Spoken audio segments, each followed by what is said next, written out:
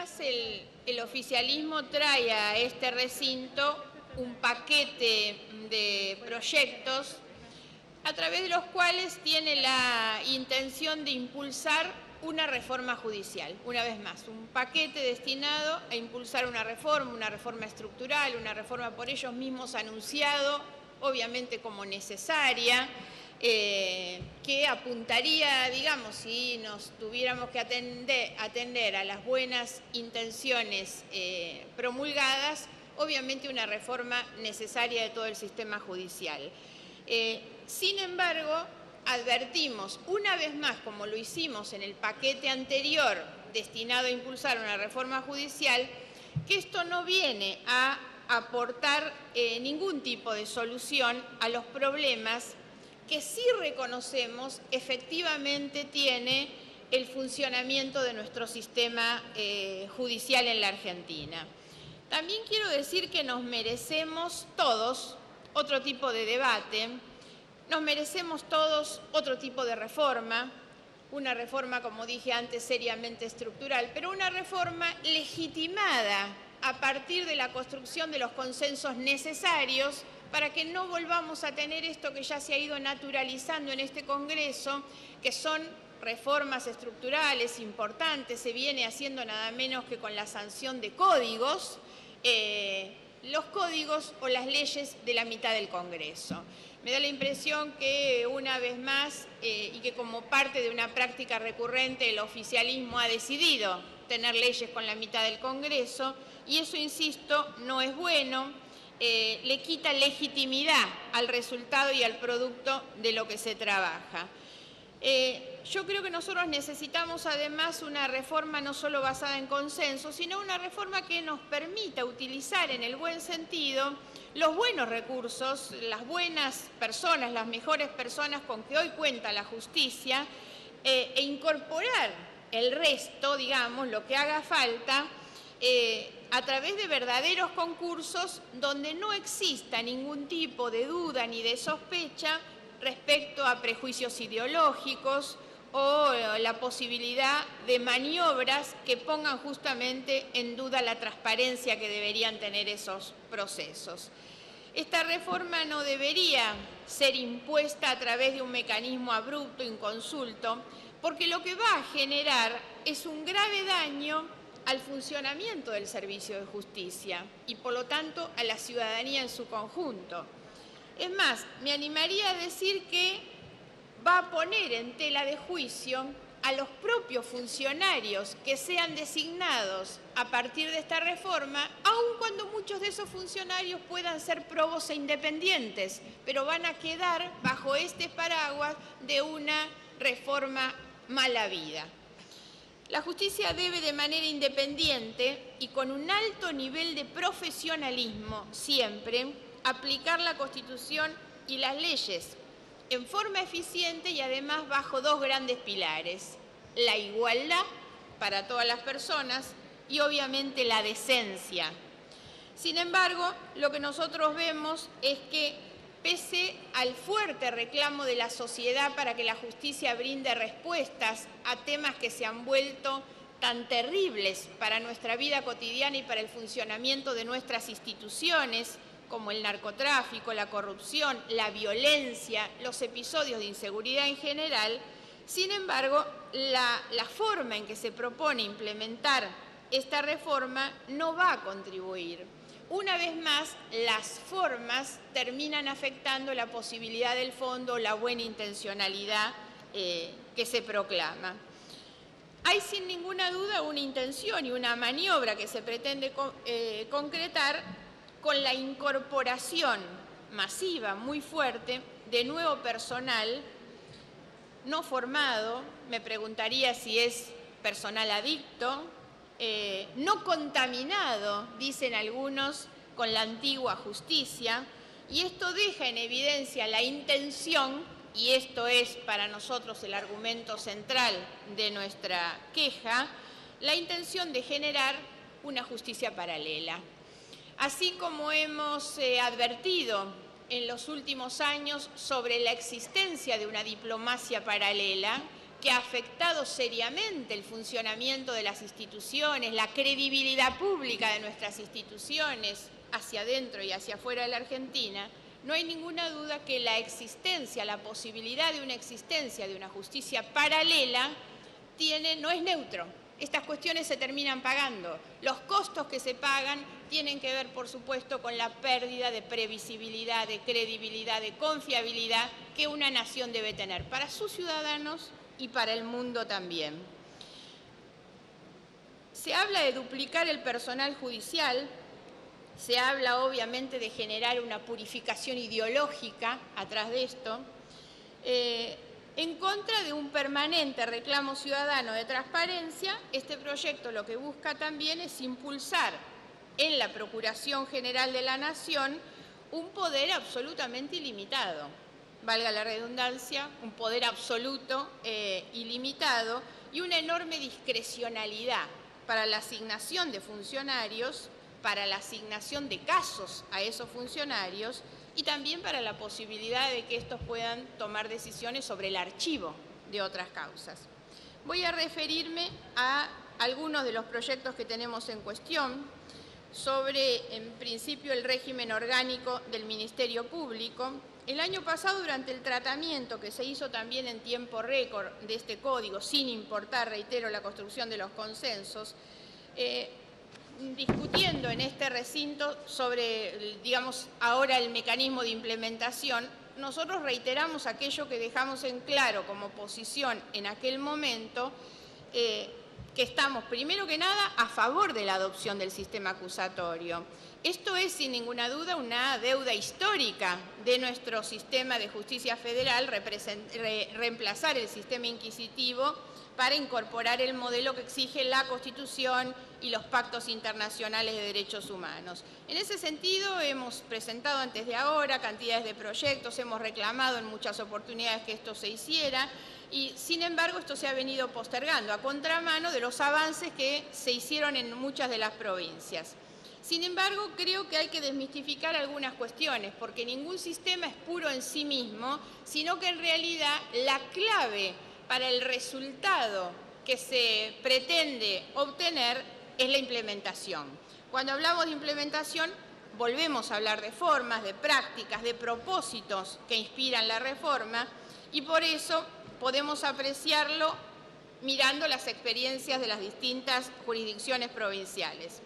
Un nuevo Código Procesal es un paso, digamos, es un primer paso en la elaboración de una respuesta institucional frente a los problemas que la sociedad tiene y sobre los problemas que la sociedad demanda vinculados con la administración de justicia. Partimos entonces de que esto es un instrumento necesario. Sin embargo, nos quedan muchos interrogantes sobre la implementación de esta reforma. Se desprende de la reforma propuesta por el Ejecutivo. La existencia de una voluntad política es una pregunta que nos hacemos sobre la garantía que se debería dar respecto a estándares de eficiencia y de calidad democrática en el funcionamiento del sistema de persecución penal. Creemos que no.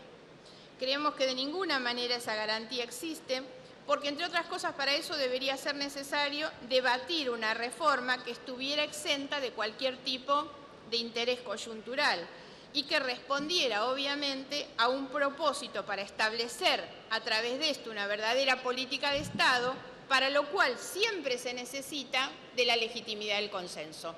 La política de Estado no es la política impuesta por el que gobierna, sino la política que se consensúa fundamentalmente entre los que piensan distinto y que se sostiene a través de los tiempos. Y la sostenibilidad en el tiempo necesita también de esa legitimidad de origen, porque los que la sostienen son los que vienen después de uno, cuando uno tiene la virtud de no considerarse eterno, ¿no?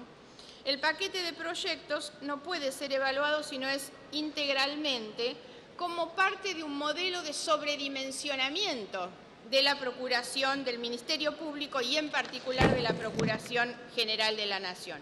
Una procuración que, si por algo se ha caracterizado durante todo este tiempo, ha sido por su arbitrariedad y extralimitación en el ejercicio de sus funciones.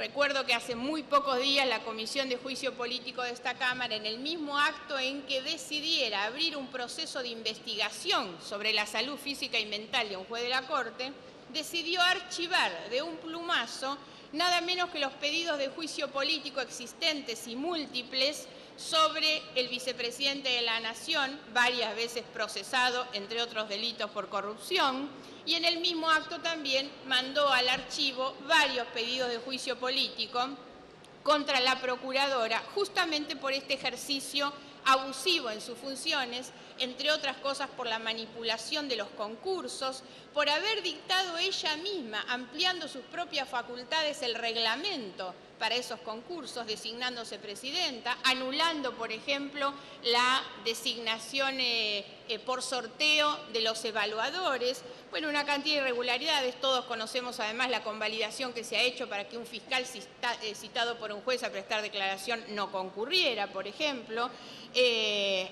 La manipulación permanente de todo el sistema, la designación de fiscales ad hoc. Bueno, también de un plumazo todo esto se ha encerrado y por eso vuelvo a decir, esta reforma hay que leerla sí o sí en el contexto de esta intencionalidad que es dotar de un poder absoluto, ilimitado y sin controles a esta Procuradora. Se otorgan amplias facultades concentradas en su cabeza y todas esas facultades son de carácter absolutamente discrecional, insisto, y sin controles. Esperábamos haber tenido incluso un mecanismo más participativo para el establecimiento de sanciones, remoción de los magistrados, haber podido debatir de otra manera esta cuestión. Hemos resaltado también la importancia de los procedimientos para designar a los miembros del Ministerio Público, fiscales y defensores a través de llamados a concurso, con la necesidad de contar con acuerdos del Senado. Si bien para ser fiscal hay que rendir un concurso y contar con aprobación del Senado, el problema radica en que los fiscales de distrito a los que se refiere el proyecto van a ser designados a voluntad de la Procuradora. Tampoco se establece un criterio objetivo respecto de los casos en que cada fiscalía va a intervenir. Esto también queda a merced de la discrecionalidad decisoria de la Procuradora. Los titulares de las fiscalías van a salir del cuerpo de fiscales que ya cuentan con acuerdo del Senado, pero no deberán rendir ningún tipo de prueba o concurso de antecedentes para acceder al cargo. Vuelve a haber también al respecto de ellos una asignación muy subjetiva de los casos que van a considerar y nosotros creemos que sobre esto puede caer una severa objeción de constitucionalidad. El fin último de la reforma, como decía, es establecer una suerte de justicia paralela y de poder ilimitado. Y el otro indicativo de esto que estamos planteando es que claramente hay un objetivo de urgencia, digamos, que es la posibilidad de disponer del nombramiento de algo más de 2.300 nuevos magistrados, funcionarios y empleados antes de la finalización de este gobierno. No quisiera extenderme demasiado en este punto, pero advierto también, porque lo venimos planteando, de qué manera se viene utilizando la administración pública para el reclutamiento masivo de militantes a los que se les garantizan tribunas de actuación dentro del espacio público, en muchos casos a costa de muchos que son desplazados del ámbito de la administración pública injustamente y que además ese reclutamiento se viene haciendo incluso, y los propios decretos de designación lo dicen, me refiero a la administración, pero dentro de la justicia se va a hacer igual, dicen los decretos de designación en los meses de enero y febrero por cientos, que se exceptúa a los nombrados del cumplimiento de los requisitos que establecen las leyes y los convenios de empleo público, porque no tienen ni la edad para acceder a los cargos, ni el título habilitante, ni la instrucción necesaria para los cargos que ocupan. Bueno, el riesgo aquí termina siendo más o menos lo mismo. Esta proliferación de cargos públicos, de designaciones de esta manera, produce sin ninguna duda la destrucción de la carrera judicial. Han intentado disfrazar, digamos, con alguna del maquillaje que le han puesto a las reformas de último momento la situación de los trabajadores, pero no hay ninguna duda que existe una destrucción de la carrera judicial a través de la discrecionalidad en las designaciones. Me voy a referir ahora al régimen para la designación de los jueces subrogantes. Uno de los pilares de la reforma del 94 fue la modificación del sistema de selección y remoción de los jueces. El sistema hacia entonces había comenzado a demostrar la incapacidad en su funcionamiento para designar a los mejores magistrados, y las designaciones recaían siempre sobre aquellos que tenían vinculaciones políticas, económicas o familiares con los mandatarios de turno. El objetivo de la reforma fue garantizar independencia y transparencia en la designación de los jueces y establecer un sistema objetivo y meritocrático en el proceso de selección. Eso tuvo algunas imperfecciones propias de un sistema que recién se inicia, pero funcionó. Sin embargo, a raíz de los sucesivos cambios que se fueron haciendo con posterioridad en el Consejo de la Magistratura, por sobre todas las cosas cambiando el número, la composición, el régimen de mayorías y demás, bueno, empezaron a suscitarse los problemas que conocemos como producto de las vacancias no cubiertas a lo largo y a lo ancho del país. En este punto tiene una enorme responsabilidad el Poder Ejecutivo, porque justamente los despachos presidenciales durmieron durante mucho tiempo las propuestas de designación. Fomentado o no, la situación de la justicia federal y nacional fue entrando en una situación de crisis que era necesario atender. Los cargos se comenzaron a cubrir con jueces subrogantes, provisorios por naturaleza, que no cuentan con el aval de los órganos constitucionales y cuya selección carece de los mínimos requisitos de objetividad que se deben requerir para una tarea de esas características. El sistema de subrogancia funcionó históricamente de manera excepcional para cubrir unos pocos cargos, que es como debería haberse concebido, y por un tiempo corto. Sin embargo, el sistema entró en crisis, la dispersión en la forma de selección generó múltiples criterios para asignar las subrogancias y fomentó una falta de transparencia y de verificabilidad en la aplicación de criterios objetivos. Esto dañó seriamente el funcionamiento de ese sistema. El punto de inflexión fue el fallo Rosa de la Corte Suprema, que declaró la inconstitucionalidad del sistema de designación y pidió al Congreso y al Poder Ejecutivo generar un nuevo sistema. Un año después, el oficialismo impulsó la sanción de la Ley 26736, habilitando al Poder Ejecutivo para elaborar nóminas. No quiero hacer demasiado reconto sobre eso, voy a ir a las objeciones que nosotros planteamos al proyecto. En el primer artículo se prevé la posibilidad de que el Consejo de la Magistratura designe subrogantes en los tribunales recientemente creados. Me refiero a los que no han sido puestos en funcionamiento.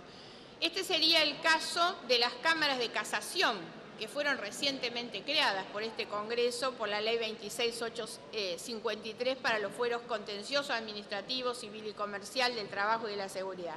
Esas cámaras tienen en sus manos trascendentes decisiones y la verdad es que con esta ley que se va a aprobar podrían comenzar a funcionar de inmediato con jueces que no tuvieron siquiera que pasar por un examen de idoneidad. Un disparate por donde uno lo mire. Voy a referirme a tres aspectos puntuales. Uno tiene que ver con el plazo. Es absolutamente irrazonable que las listas de candidatos tengan un plazo de vigencia de 6 años. Primero que nada, porque 6 años en la vida de una persona es muchísimo. Segundo, porque en la vida de un profesional que ocupa esos cargos y esas funciones es mucho más significativo el transcurso del tiempo de los 6 años. Tercero, porque poner un plazo tan largo no considera la posibilidad de que los nuevos aspirantes se encuentren en mejores condiciones que los que están en el cargo. Y obvio, si uno mira el funcionamiento del sistema constitucional y los mandatos, los consejeros del Consejo de la Magistratura tienen un mandato más corto, un diputado tiene un mandato más corto. La verdad es que no hay ninguna razonabilidad para asignar un plazo de duración de 6 años como lo hace el artículo 3º. Respecto del número, el que se fija de las listas con 20 abogados y 20 secretarios, también es un número como bastante antojadizo, que en algunos casos puede ser mucho, por supuesto, cuando uno habla de los juzgados del interior del país, poner 20 es muchísimo, y sin embargo hay muchos otros donde 20 podría terminar no siendo nada. Y el punto sobre el que quiero recalar ahora es sobre el tema de la idoneidad, porque el proyecto de ley no establece en qué forma la comisión de selección de los magistrados y la escuela judicial, primero para emitir dictamen, o el plenario del Consejo de la Magistratura después para aprobar las listas, van a evaluar la idoneidad de los postulantes. Elemental. Simplemente se establece que deberán ser tenidos en cuenta sus antecedentes profesionales, disciplinarios, y la posibilidad de que tengan una dedicación exclusiva. Ni siquiera hay un criterio para ver de dónde se va a sacar esa información sobre su disponibilidad a una atención exclusiva full time, solamente de lo que pueda decir. Me parece que plantear la idoneidad exigiría además establecer parámetros mucho más objetivos de evaluación de antecedentes, que para cargos, insisto, como los que estamos previendo que se podían ocupar, sería una cuestión más que elemental. Si la integración de las listas está definida de modo tan vago, por algún grado la idoneidad y contracción al trabajo no puede pasarse por alto en las cámaras. El artículo 4 establece para el supuesto excepcional que no hubiera disponible una lista de conjueces con el acuerdo del Senado, que el Consejo de la Magistratura designará a los subrogantes de la lista aprobada por el plenario. Esto significa lisa y llanamente que el Ejecutivo designa jueces y camaristas sin pasar por el Senado, lo que a nuestro juicio es también una flagrante inconstitucionalidad. También vemos con preocupación la disposición del artículo 6, que permite que funcionarios del Poder Ejecutivo tomen una licencia y asuman los cargos como subrogantes y luego regresen a sus puestos. Sobra aclarar que también esta disposición, a nuestro juicio, no pasa un filtro de constitucionalidad. Finalmente me voy a referir al proyecto de implementación del Código Procesal. Este proyecto tiene como objetivo la puesta en marcha del Código y, sin embargo, no parece adecuado a la verdadera esencia de la reforma, que sería brindar un servicio de justicia propio para la investigación y la sanción de las conductas más lesivas, esas a las que me refería anteriormente, que tienen que ver con las demandas sociales, con los conflictos que tiene nuestro tiempo. Un servicio de justicia que respete las garantías de que goza toda persona impulsada de un delito, pero que también le dé respuesta a la ciudadanía sobre la existencia de un servicio eficiente, de una sentencia en un lapso de tiempo razonable, y que pueda ser además explicada en términos claros y sencillos para que todos sepamos qué es lo que ocurre y cuál es la sanción que se aplica.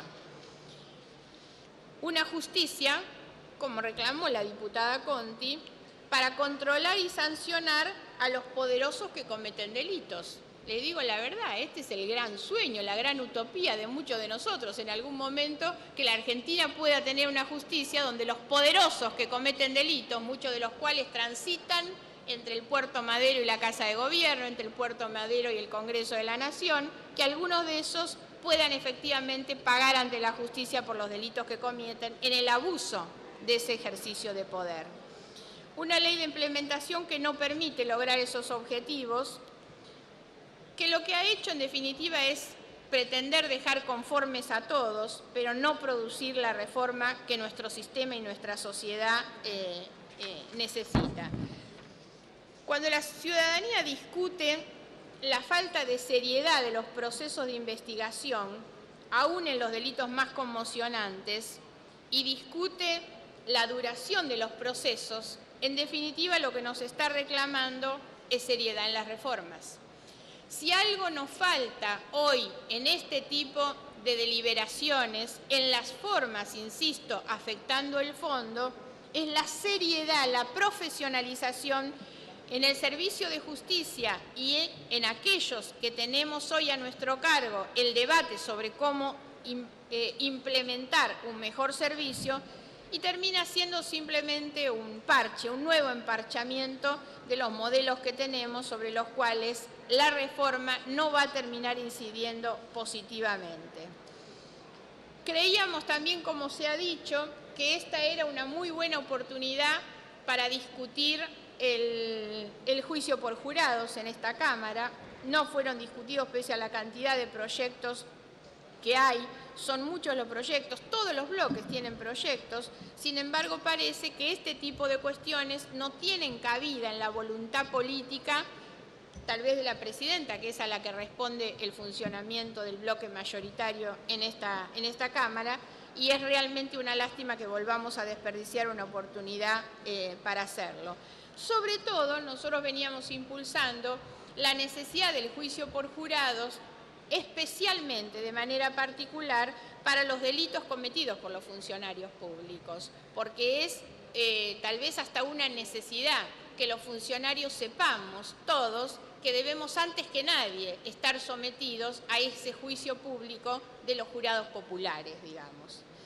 Es impensable que nuestro Congreso no esté en condiciones de debatir esto, que además ya ha sido puesto en funcionamiento en varias provincias y que también entonces lo consideramos una deuda. Los proyectos dejan en evidencia una vez más que los fines que persigue el gobierno no son en realidad los que se proclaman.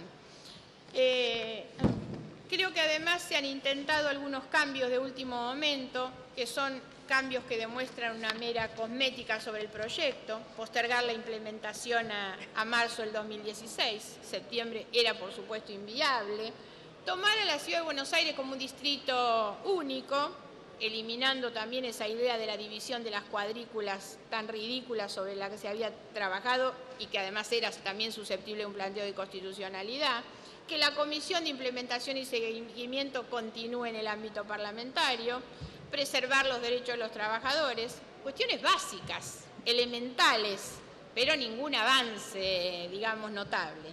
Quiero finalmente referirme a dos paradojas que encierran estas cuestiones.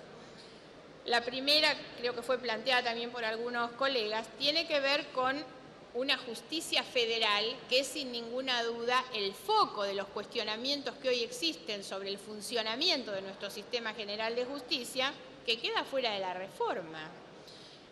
¿No era acaso una deuda pendiente? Esto ha sido planteado por muchos de nosotros, pero especialmente por el oficialismo, la necesidad de instaurar un sistema acusatorio que desdoble la función de investigar y juzgar con mayor oralidad, inmediación, celeridad e informalidad. Ahora, ¿no era eso la mejor herramienta para perseguir e investigar el crimen organizado? Narcotráfico, trata de personas, evasión impositiva, lavado de activos, corrupción. ¿Qué pasó? Parece que no. Se optó por implementarlo en el fuero ordinario nacional, que está pendiente del traspaso de la justicia a la Ciudad de Buenos Aires. Esto genera serios cuestionamientos en materia de autonomía, mientras que el fuero federal quedó fuera, se posterga. No hay plazos, no hay cronograma, no hay ninguna previsibilidad. Me parece que esto es una paradoja necesaria de mención. ¿Cuál es la verdadera intención si en realidad donde deberíamos estar apuntando y profundizando en una reforma de este tipo, que es sobre la justicia federal y sobre ese tipo de crímenes que se investigan en la justicia federal? No, eso no. La otra paradoja es que se ha hablado mucho sobre el cáncer del Poder Judicial en la delegación de funciones, que los operadores están contaminados. ¿Acaso los auxiliares fiscales son designados por concurso? No. Entonces, ¿qué es lo que ocurre? ¿Qué es lo que se hace? Bueno, contaminemos el Ministerio Público Fiscal, convalidemos prácticas discrecionales, más facultades, más delegación de funciones, menos control, reproducción de todas las fallas institucionales que se venían marcando. No se puede hacer la vista gorda frente a este tipo de cuestiones. El Código no cuenta ni siquiera con un buen diagnóstico de situación que nos permita valorar estas cuestiones.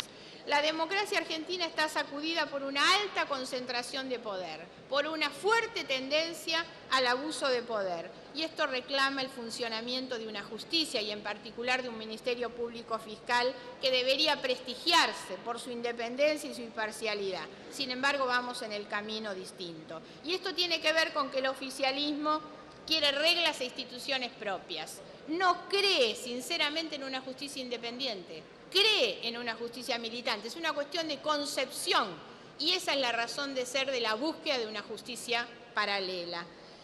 Esa es la justicia independiente al servicio del pueblo y no al servicio de los poderosos, que va a terminar siendo la que se impulsa en el día de hoy. Muchas gracias.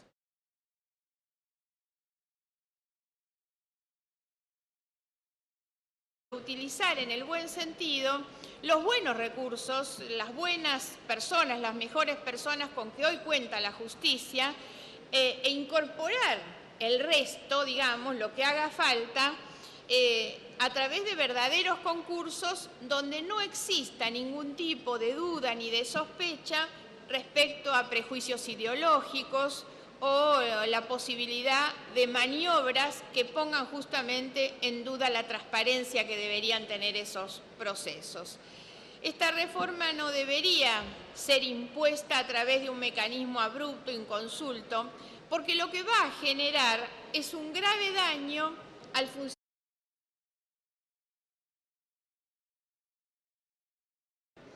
Una vez más, el oficialismo trae a este recinto un paquete de proyectos a través de los cuales tiene la intención de impulsar una reforma judicial. Una vez más, un paquete destinado a impulsar una reforma estructural, una reforma por ellos mismos anunciado, obviamente como necesaria, que apuntaría, digamos, si nos tuviéramos que atender a las buenas intenciones promulgadas, obviamente una reforma necesaria de todo el sistema judicial.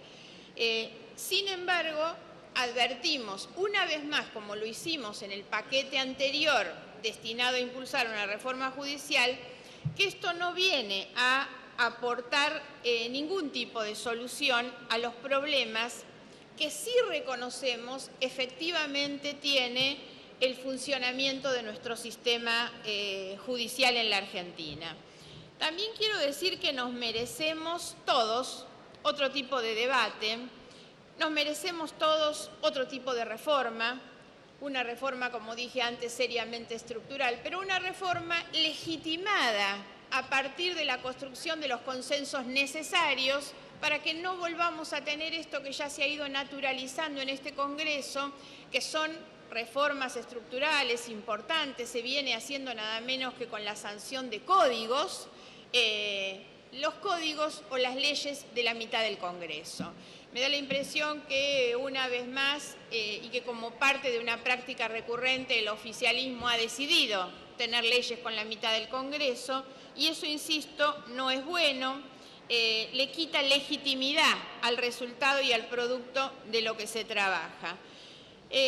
Yo creo que nosotros necesitamos además una reforma no solo basada en consenso, sino una reforma que nos permita el funcionamiento del servicio de justicia y por lo tanto a la ciudadanía en su conjunto.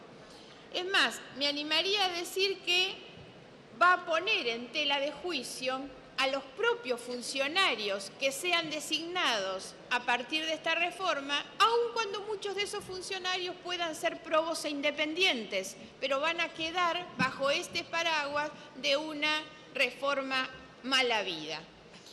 La justicia debe de manera independiente y con un alto nivel de profesionalismo siempre aplicar la Constitución y las leyes en forma eficiente y además bajo dos grandes pilares: la igualdad